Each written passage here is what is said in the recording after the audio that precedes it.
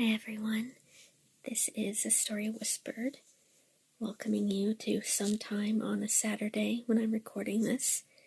It's been a busy week for me. I imagine it's been something similar for you. So hopefully these 3 fairy tales will be a restful experience and help carry you into dreamland. If you would like a different experience though, these are some curious stories. In the middle of reading them, I started to see the links between them. They sort of started talking to one another, and they sort of started making a modern kind of sense.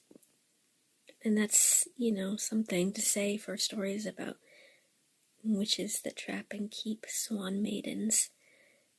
But there is something of resiliency in these stories. There is something of fearlessness. There is something of wisdom. And I think a fairy story often is a much deeper construct than we give it credit for. So take this as you will. 3 stories about princesses and birds that will go from softly spoken nonsense into whispered, quiet crackles, or the beginning of an exploration. And both are open to you. Thank you for your support, and we'll talk again next week. Once upon a time, there was a lad who was a fisherman. And every morning he shouldered his net and went down to the river to catch fish to sell in the town. One morning, as he walked beside the edge of the water, he came upon a great tall stork caught in a trap that had been set for the water rats. It was a tender heart that the young fisherman had under his jacket, so when he saw Father Longlegs in such a pickle, he waded out into the water, among the reeds and arrowheads, to where the other was, and loosened the noose from about his leg. The storks bring good luck to folks, some people say, and that is what happened to the young fisherman. One good turn deserves another, said Father Longlegs. Cross your heart 3 times, cast your net into the water yonder, and see what you catch. So the lad did as he was told. When he drew his net to the shore, there was just 1 fish in it. Yes, just 1 fish, but that was worth the catching, I can tell you. For the scales were all of pure silver and gold, so that it glistened like the moon on smooth ice, and it was most wonderful to see. There, said the stork, now if you have your wits about you, it is your fortune that you have caught out of the water. Take the fish up to the king's castle and show it to nobody but the king. When he sees it, he will want to have it for his own, and will be for buying it. But there is only 1 price you must ask for it, and that is to have the princess for your wife. That is what the stork said, and then he spread his wings and flew away over the housetops. So the lad wrapped the fish up in a clean white napkin and laid it in a wicker basket, and off he marched to the king's castle to try his luck there, as the stork had said. Rap, tap, tap, he knocked at the door. Well, and what did he want? Oh, he had brought a fish that he had caught over at the river yonder, but he would show it to nobody but the king himself. No, it did no good for them to ask and to question and to talk. What he had said, he had said. So at last they had to take him upstairs, and there was the king sitting upon a golden throne, with a golden crown upon his head, and a golden scepter in his hand. Well, and why do you wish to see me? That was what the king said. It was no word that the lad spoke with his tongue, but he just unfolded the napkin and showed the king what he had brought in a wicker basket. When the king saw the gold and silver fish, he thought he had never seen anything so wonderful in all his life before, and it was just as the stork had said. He must and would have the fish, no matter what it had cost. And what would the lad take for it? Why, the body over at the river yonder, who had put up the lad to catching the fish, had told him there was only one price to be asked for it. Now if the king would let him have the princess for his wife, he might have the fish and welcome, but that was the price, and the long and the short of it. Well, the king hemmed and hawed, but he did not speak the little word no, and after a while he said he would send for the princess and see what she had to say about it. So the princess came, and she was a beauty, I can tell you, for the very sight of her was enough to make one's heart melt inside of one like a lump of butter in the oven. And for the wits of her, why, she was just as smart as she was pretty, which is saying much and a little over, and that is why the king had sent for her, for he wanted to get the gold and silver fish without paying the price for it. Yes, says the princess, when the king had told her all, I'm ready enough to marry the lad, only he must promise to do one thing first. Dear, dear, how the lad's heart jumped inside of him at that. He was willing enough to promise whatever was asked, for he would do anything to marry the princess, now that he had seen how pretty she was. Very well then, said the princess, just bring me the key of Wish House, and I will marry you. There, said the king, that is a bargain. Go and bring the key of Wish House, and you shall marry the princess. And you may leave the fish here until you come back again, and don't show your face about here without the key, if you wish to keep your head upon your shoulders.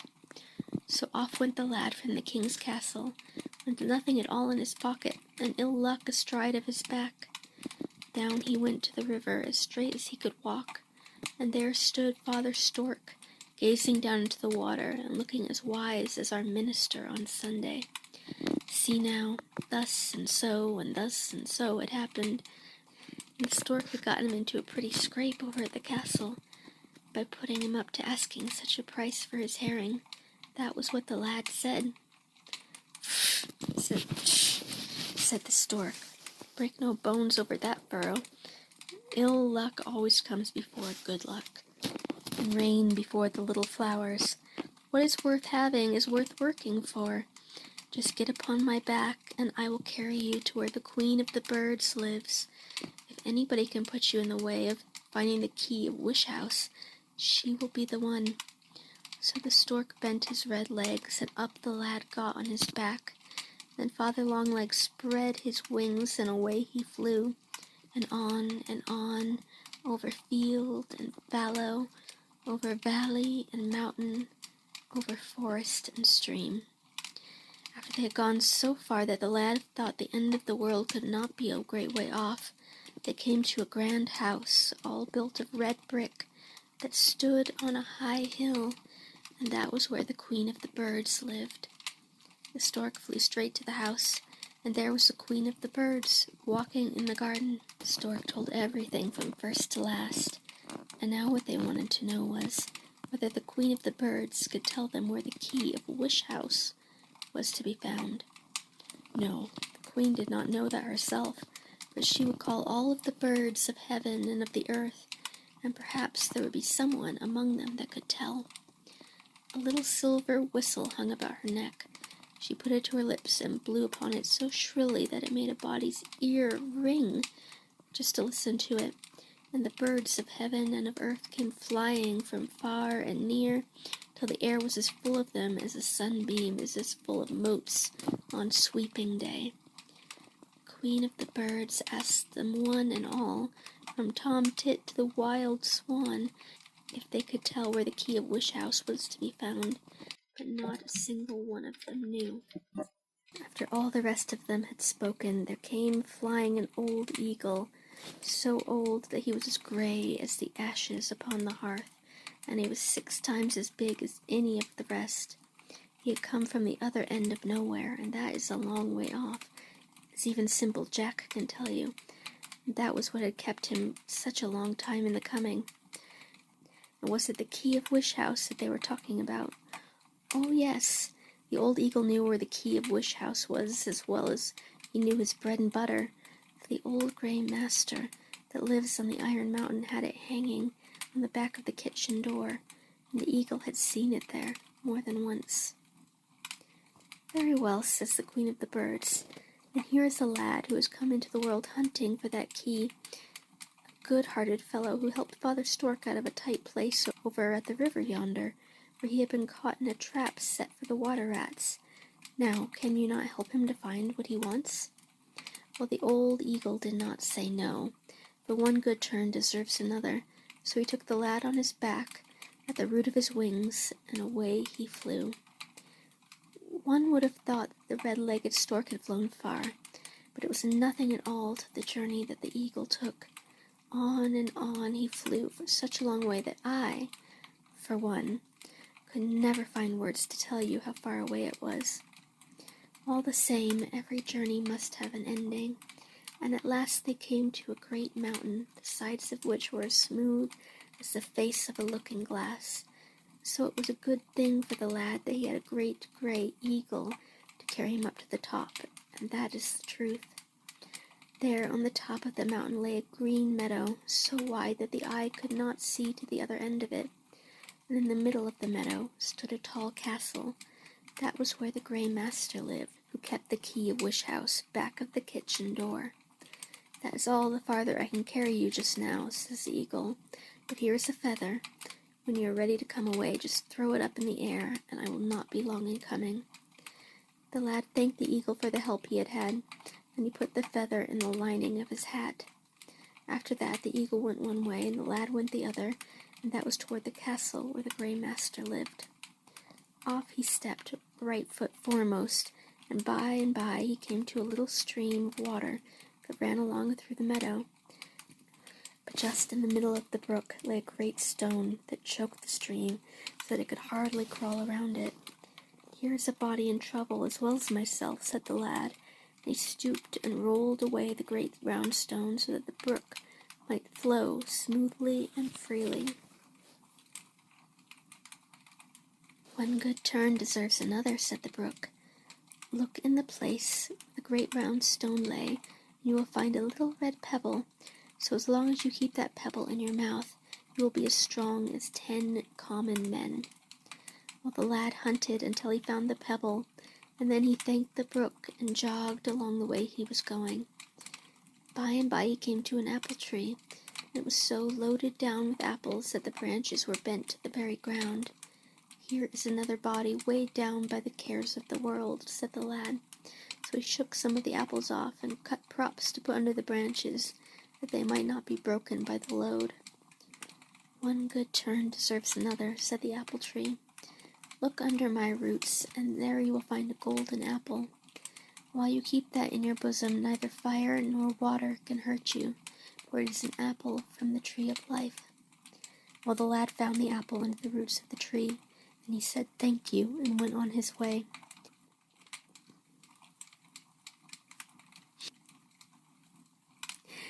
He looked, and there he saw it was a black rooster and a red rooster fighting for dear life, and the red rooster was having the worst of it, for it was nearly dead already. "Here is another who is having the worst of the fight," said the lad, and he jumped over the hedge and drove away the black rooster with the staff he held in his hand. "One good turn deserves another," said the red rooster. "I know what you have come to find, and I will give you a bit of advice that will be worth the having. When the Grey Master asks you what you want, tell him it is to watch his black cattle for one night. If you do that, he must give you whatsoever you ask for. And listen, this is what you must do to watch the cattle. When you open the stable door, there will come out 23 black cows, and after them a black bull breathing fire and smoke. Him you must catch by the horns and must hold him fast until the rooster crows in the morning. But you must have the strength of 10 men to do that." Well, the lad thanked the rooster for the advice he had given, and then he went on his way up to the castle where the Grey Master lived. He knocked at the door, and it was the Grey Master himself who came and opened it. He was a head and shoulders taller than other men, was the Grey Master, and he had but one eye, which gleamed and glistened like the dog star in January. Beside him flew 2 black ravens, with eyes as red as coals of fire. "And what is it that you want?" said the Grey Master. "Oh," said the lad, "I have come over from the brown world yonder, and I want to watch your black cattle for one night. That is all I am after." When the gray master heard what the lad had said, he frowned until his one eye shone like lightning. "Very well," said he, "you shall have a chance and a try at what you want, but if you fail, your head shall be cut off and hung up over the gate yonder." "That is not so pleasant to think of," said the lad. "All the same, I will have a try and see what I can do." So in he came, and he and the gray master sat down to have supper together. By and by, when the lad had eaten all that he wanted, the gray master told him it was time to go about the business that he had come for. So off went the lad to the stable, where 24 black cattle stood all in a row. He opened the door, and out they ran helter-skelter and as fast as they could push, and whisk, pop. Soon as they came out of the door, each cow had changed into a black crow and flew around and around the lad's head as though it would beat his eyes out. Last of all came the black bull, and the lad was ready and waiting for him. He clapped the red pebble into his mouth, and then he was as strong as 10 common men. He caught the bull by his horns, and it might puff out fire and smoke as it chose, for it could do no harm to him because of the apple of life which he carried in his bosom. How did the bull pitch and toss and bellow and roar, to be sure, but it was all for no use. The lad held on like hunger, till by and by the bull stopped struggling and stood as quiet as a lamb. But the lad held fast to the bull's horns, and all the time the black crows flew about his head, but never once so much as touched him. At last a rooster crew, and they all changed again into cows, and the lad drove them back into the stable once more, and there they were. By and by came the gray master. "Well," said he, "did you watch the black cattle?" Oh yes, the lad had watched them, and it was no such hard task to do. They were in the stable yonder, safe and sound. Then you should have seen what a sour face the master pulled over the business. All the same, he had to pay the lad, so what did he want for his wages? "Oh," said the lad, "it is little that I want. If you will let me have the key that hangs back at the kitchen door, I will be satisfied." So the gray master had to go and get it for him, though he would rather have given him one of his eye teeth. Off marched the lad with what he had come for, and that is more than most of us get. But the gray master was not for letting him off so easy as all that, I can tell you. For the more he thought over the business, the less he liked to give up the key of Wish House. So after a while, he took down the sword of sharpness which hung against the wall, slipped his feet into the shoes of speed that stood in the corner, took a peep into the book of knowledge which lay upon the shelf to see which way the lad had gone, and set off after him hot-foot to get back what he had just given away. Just as the lad had got to where the apple tree stood over his shoulder, there he saw the gray master coming over the hills. "And where shall I go now?" says he. "One good turn deserves another," said the apple tree. "Just come under my branches." The lad did as he was told, and the apple tree drooped its branches about him until one could see neither hide nor hair of him. By and by up came the gray master, puffing and blowing. "Apple tree," says he, "did you see the fisher lad come by this way?" No, the apple tree had seen nobody go past this place. So back went the master home again to have another look into his book of knowledge. There he saw clear as day what sort of trick had been played on him. Off he started again after the lad at such a rate that the ground smoked under his feet. But the lad had lost no time either, so that when he looked over his shoulder and saw the gray master coming across the hills behind him, he had gone as far as the brook. "One good turn deserves another," said the brook, and it made itself small and smaller, so that the lad stepped over without wetting so much as the sole of his foot. Then it spread itself out 3 times as broad as before. Presently up came the master, fuming like a pot on the fire. "Brook," says he, "did you see the fisher lad go by this way?" "Yes," said the brook, "he is just there on the other side." And there he was, sure enough. Grey Master never stopped to take off his shoes and stockings, but into the water he splashed as fast as he could go. Just as he reached the middle of the stream, the brook began to swell and grew large and larger till it carried away the Grey Master like a cork in the gutter, and there was an end of him. After that the lad went on without hurrying any more than he chose, till he came to the side of the mountain. He took the eagle's feather from out his cap and he threw it up in the air, and there was the eagle before he had time to grow tired of waiting. He sat him upon the eagle's back, and away they flew and on without stopping, until they came to the house where the queen of the birds lived. There was Father Longlegs, the stork, waiting for them. He took his turn of carrying the lad, and when they stopped it was just over beyond the king's castle. But the lad had been out in the world, and he had learned a thing or two. "See now," says he, "it was hasty cooking that burned the broth." So he would not go up to the castle with his key of wish house without first trying what door he could unlock with it himself. He took it out of his pocket and struck it a rap or two upon the ground. "I should like," says he, "to have golden clothes upon my back, to have a golden horse and a golden greyhound that shall chase a golden hare." And that is what he said, and he did not have to say it twice, for there, before he could wink, they were standing beside him just as he wanted. He leaped upon his horse, and away he rode after the greyhound and the golden hare. How the people of the castle did stare when they saw him riding by! The princess herself ran to the window to see the fine sight, and as for the king, he sent 6 of his knights posting after the fisher lad, for he thought it was some great lord who had come into those parts. By and by, the lad came to a thicket, and there he jumped off his horse and rapped upon the ground with his key. "I wish to be as I was before," says he, and he was the poor fisher lad and nothing else. Golden greyhound and the golden hare, they went back to no man's land whither they had come, and when the king's people came riding up there was nobody but a lad in rags and tatters whistling into a key.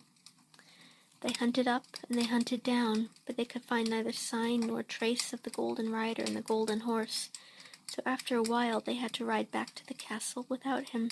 "You should have brought the lad who blew upon the key," says the princess. The next day the lad rapped upon the ground with his key again. "I should like to have," says he, "a golden coach drawn by 6 milk-white horses, with coachmen and footmen and outriders, dressed in clothes of gold and silver." That was what he said, and there they were, just as he wanted. Into the coach he got, and off he rode down by the king's castle. Dear, dear, how the folks did stare, to be sure. This time the king sent 12 knights after the golden coach, for he thought it must be a king or a prince for certain who rode by in such style. Pretty soon the lad came to a woods. There he jumped out of the coach and rapped upon the ground with his key. "I want to be just as I was before," says he. And sure enough, he was. Up clattered the 12 knights on their horses, and there sat the lad in rags and tatters, whistling upon his key. The 12 knights hunted high and low, and not another soul could they find, so they had to ride back to the castle again. "See now," says the princess, "did I not say that you should have brought the lad who blew upon the key?" The next day the lad went out and rapped upon the ground for the 3rd time. "I should like," said he, "to have a splendid castle all built of silver and gold, such as nobody ever saw before." That was what he said, and before the words had left his tongue, just such a great castle grew up out of nothing, like a soap bubble. The king chanced to look out of the window just then, and there was the great, splendid gold and silver castle. He took off his spectacles and rubbed them, but there was the castle, just the same as ever. He bade them saddle the horses, and he and the princess, and all of the court besides, rode away to find out who it was that had built such a fine castle, all in one night. But the lad saw them coming, and rapped upon the ground with his key. "I should like," said he, "for things to be just as they were before." And poof! Away went the castle like the light of a candle when one blows it out. Up came the king and the princess and all the court, and not a speck of the grand castle could they find, but only a lad in rags and tatters who sat upon the great round stone and whistled upon a key. But the princess was the lass who could see through a millstone with a hole in it. So soon as she set eyes upon him, she knew the whole business from beginning to end. Up she marched to him before them all and took him by the hand. "Now I will marry you," said she, "for I see that you have brought the key of Wish House with you." And there she was as wise as ever, for there be many kings and princes in the world, but I have never yet heard of anyone except the fisher lad who had the key of Wish House. Have you?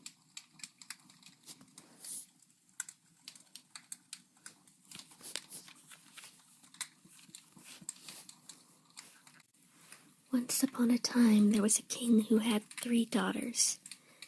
The 2 elder were handsome enough, but the youngest, whose name was Golden Hair, was the prettiest maiden to be found within the 4 ends of the earth. One day the king went out hunting with all his people. Towards evening he found himself in the forest, at a place where he had never been before, and where he was not able to tell the north from the south, nor the east from the west, for he was lost. He wandered up and down and here and there, but the farther he went, the less able he was to find the road home again. As he wandered thus, he came to a place where a great raven, as black as the soot in the chimney, with eyes that glowed like 2 coals of fire, sat in the middle of the path in front of him. "Whither away, king?" said the great black raven. "That I cannot tell," said the king, "for I am lost." "See now," said the raven, "I will show you the way out of the forest, if you will give me your youngest daughter to be my wife." "Oh no," said the king, "I can never do such a thing as that. My daughter is as dear to me as the apple of my eye." "Very well then," said the raven, "off I go, and then there will be no getting out of the forest for you, but here you will have to stay as long as you live." Now one will do much before one will stay in a dark forest forever, and though it was a bad piece of business to be sure, the king promised at last that if the raven would show him the way home again, it should have the Princess Golden Hair for its wife, though it was a pity for the girl, and that was the truth. So the raven flapped on ahead of the king and showed him the way out of the forest. "Tomorrow," it said, "I will come for my bride." Sure enough, when the next morning came, there was the great black raven sitting outside of the castle gateway, waiting for the Princess Golden Hair to be sent to him. But it was not the princess whom he got after all, for the king had bade them dress the swineherd's daughter in the princess's dress, and it was she who was sent to the great black raven. "A great black raven," said the king to himself, "will never be able to tell a swineherd's daughter from a real princess." Well, the raven took the swineherd's daughter on its back, and away it flew over woods and meadows, hills and valleys, until by and by it came to a rude little hut that stood on the tip-top of a great bleak hill, and not a living soul was there, only a great number of birds of different kinds. In the hut was a table, and on the table stood a golden goblet of red wine, a silver goblet of white wine, and an earthenware jug full of bitter beer. "This is our home," said the raven, "and now will my dear one drink refreshment after her long journey." Yes, indeed, the swineherd's daughter would do that, for she was very weary after her ride through the air, so she went to the table and took a good drink of the beer, for, said she to herself, "the golden goblet and the silver cup are too fine for the likes of me." Then the raven knew that she was no true princess to be contented with bitter beer out of an earthenware jug, when she could have good red wine from a golden goblet. "Come," said he, "home we go again, for you are not the bride I seek." Therewith he took her upon his back once more, and away they flew over hill and valley, till they had come back to the king's castle again. "See," said the raven, "this is not the one I want. Let me have my true bride, or you will suffer for it." At this the king was frightened. "Very well," said he, "come tomorrow, and you shall have your true bride." Well then, when the next morning came, there was the raven waiting outside of the castle gateway. But after all, it was not the princess that he got, for the king had ordered that the steward's daughter should be dressed in the princess's dress. For surely, said he to himself, she is a good enough bride for a great black raven. So the raven took her on his back, and away he flew, till he had come to the little hut on top of the bleak hill. There stood the golden goblet, the silver cup, and the earthenware jug, just as they had done before. And now would not the dear maiden drink a drop after her long journey? Yes, indeed she would. So she took a good hearty drink of the white wine in the silver cup. For, she said to herself, silver is none too good for a steward's daughter. But the raven saw very well that she was no true princess, or she never would be contented with the silver cup. "Come," said he, "home we go again, for you are not the bride I seek." So he took her on his back once more, and away he flew to the king's castle. "See how you treat me," said he to the king. "You promise me one bride and give me another. Tomorrow morning I will come for the true one again, and if I do not get her this time, you will suffer for it, for I will pick out your eyes and tear down your castle about your ears." And away he flew. And now the king was terribly frightened, and saw that there must be no trickery this time. So the next morning when the raven came, it was the Princess Goldenhair herself, whom he got, and none other.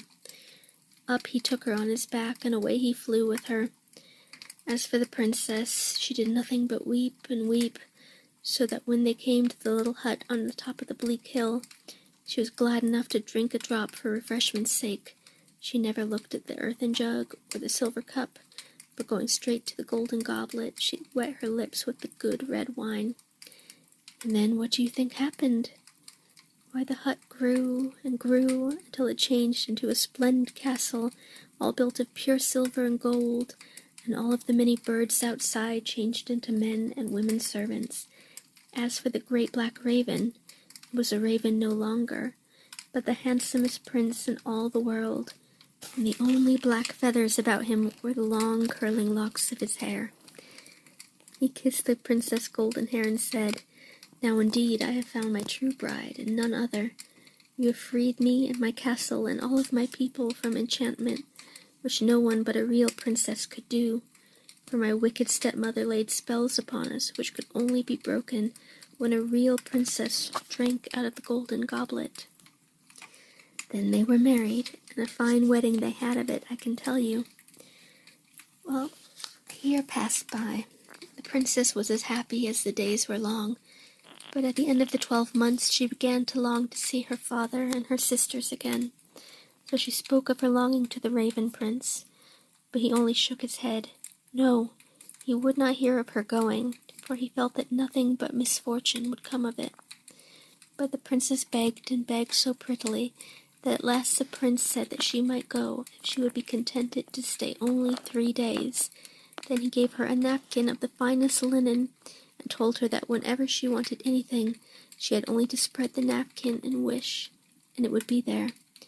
But there was one thing she must not wish for, and that was for him himself, for of that misfortune would come for sure and certain. So off the princess went to her father's house, and a fine sight she made of it, I can tell you, for she rode in a golden coach drawn by 4 milk-white horses, so that everyone she passed stopped and looked after her, and the little boys cried "Hey!" and ran along beside. Her father and her sisters wondered what fine lady it was that was coming to the castle. When the coach stopped, they came out to look. Dear, dear, but the king was glad to see her. As for her 2 sisters, they grew as green as grass with envy. For when they heard where she dwelt, and what a fine castle it was, all built of pure gold and silver, and what a handsome prince it was she had for a husband, they were ready to burst with spite. so that each felt that they might have had this for herself, only the Raven Prince had chosen her instead of Golden Hair. So when the princess had told them all about what happened, they only nodded and winked at each other, as though they did not believe a word of it. "Yes, yes," said they. "It is all very well to talk about your handsome prince, but why did he not come along with you, we should like to know?" The princess could not tell them that, but she could bring him quickly enough whenever she chose, for all she had to do was spread her napkin and wish he would be there. She would show them that what she had said was true, had her prince not forbidden her. But the envious sisters only jeered and laughed, as though all the princess said was the best jest in the world.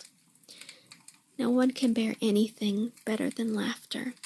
The princess spread the linen napkin on the floor and wished that the Raven Prince might be with them.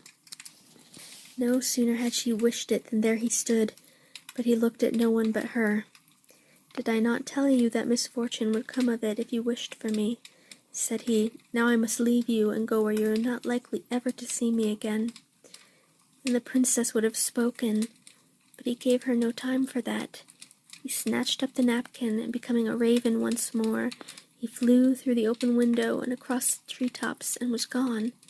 At the same time her golden coach vanished, and the coachman and footman became so many little birds and flew away, so that not one of her fine things was left. Poor princess wept and cried for a whole day and a whole night. By the end of that time she dried her tears, tucking up her skirts, started off into the wide world to find her dear prince again. Well, she traveled on and on for more days than she could count, till she had been over nearly all of the world. But in all that time she could learn no news of the prince, nor of whither he had gone.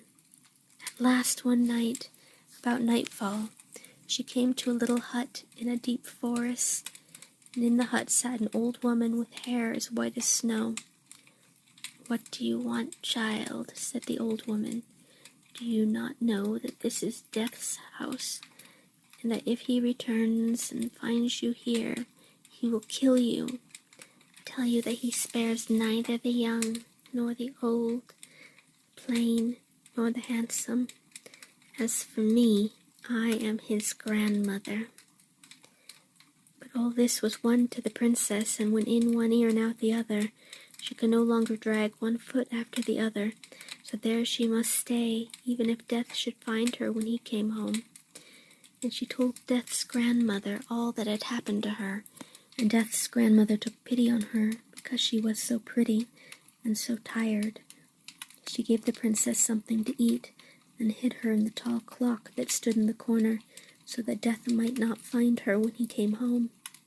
By and by in came Death, and hung up his great scythe behind the door. "I smell blood in this house for sure." "Christian blood indeed," said his grandmother, "as though a Christian would come to this house if he had anywhere else to go. But now I think of it, a crow flew overhead today and dropped a bone down the chimney. I threw it out as soon as I could, but perhaps that is what you smell." So Death said nothing more, but sat down to supper and ate heartily, for he had had a long journey that day. "See," said his grandmother, "I had a dream today. The princess is out in the world, hunting for her raven sweetheart, and cannot tell where to find him." "That is easy enough to tell," said Death. "He lives in a great castle that stands at the end of the earth, on a high hill of smooth glass." "That is good," said Death's grandmother, "but I dreamed that after she found where he lived, she was too weary to journey thither." "That is easy enough too," said Death. "Out in the forest yonder stands my pale horse, tied to an oak tree. If only she could find the horse, and loose the bridle, and mount his back, he would take her there quickly enough, for he can travel more rapidly than the north wind." "Yes, yes, that is all very well," said Death's grandmother, "but I had a third dream. I thought that when she came to the smooth hill of glass, she did not know how to climb to the top. Well, what is the answer to that?" "Said Death, "that is easy to tell. over by the glass hill are 7 birds fighting in the treetop for an old hat. If she will throw a stone into the midst of them, they will drop the hat and fly away.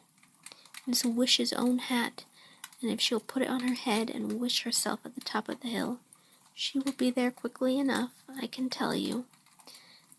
After that, Death put on his cloak and took up his scythe, and was off like a whirlwind, for he has little time to spare for talking, folks say.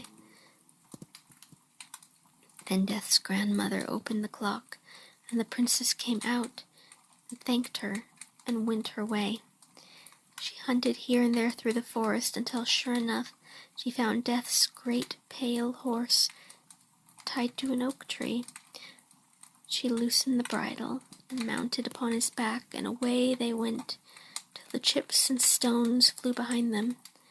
So they soon came to the high hill of smooth glass that stood at the end of the earth, and there, on top of it, was the castle of the prince.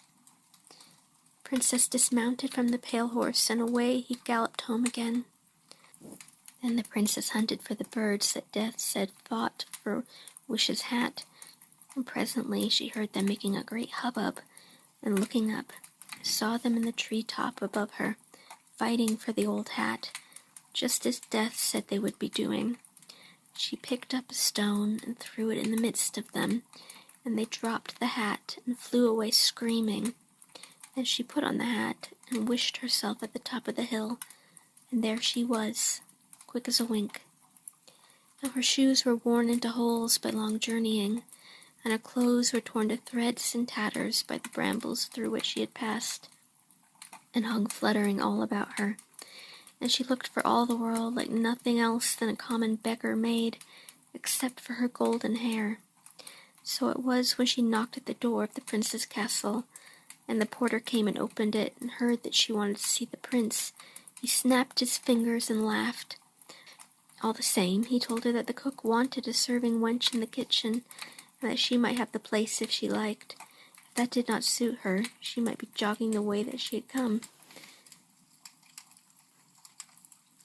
Well, there was nothing for it but for the princess to serve in the kitchen or to go away again. So she bound up her hair in a tattered kerchief so that the beautiful golden tresses might not be seen, and down she went to serve the cook. The princess' dinner was cooking at the fire, and the princess was to watch it so that it might not be burned. So she watched it, and as she watched it, she wept. "Why do you weep, hussy?" said the cook. "Ah, me," said the princess. "Once I ate with my love, and drank with my love, and lived by his side. If he did but know to what I have come, how his heart would ache." After that the dinner was served, but while nobody was looking, the princess plucked a strand of her golden hair, and laid it upon a white napkin, and the napkin upon an empty plate. For all she placed a silver cover, and when the Raven Prince lifted it, there lay the strand of golden hair. "Where did this come from?" said he, but nobody could tell him that. The next day the same thing happened. The princess watched the dinner, and as she watched, she wept. "Why do you weep, hussy?" said the cook. And there, too, the princess answered as she had done before. "Ah, me, once I ate with my love, and drank with my love, and lived by his side. If he did but know to what I have come, how his heart would ache." Then, while nobody was looking, she plucked another strand of golden hair, and the prince found it as he had done the other, and nobody could tell him whence it came. The third day, the same thing happened as twice before. The princess watched and wept, and when nobody was looking, plucked a third strand of golden hair and sent it to the prince, as she had the others. And the prince sent for the cook. "Who had been serving this and that with my dinner?" said he. The cook shook his head, for he knew nothing, but perhaps the new serving wench could tell, for she wept and said things that none of them understood. When the prince heard this, he sent for her, and the princess came and stood before him. He looked at her and knew her, for Her golden hair shone through a hole in the ugly headdress that she wore. Then he reached out his hand and snatched it off her head. Her golden hair fell down about her shoulders until it reached the floor. And he took her in his arms and kissed her. And that was the end of all her troubles. After that, they had a great time at the castle. Everyone who came had all he could eat, and wine and beer flowed like water. I too was there, but I brought nothing away with me in my pockets.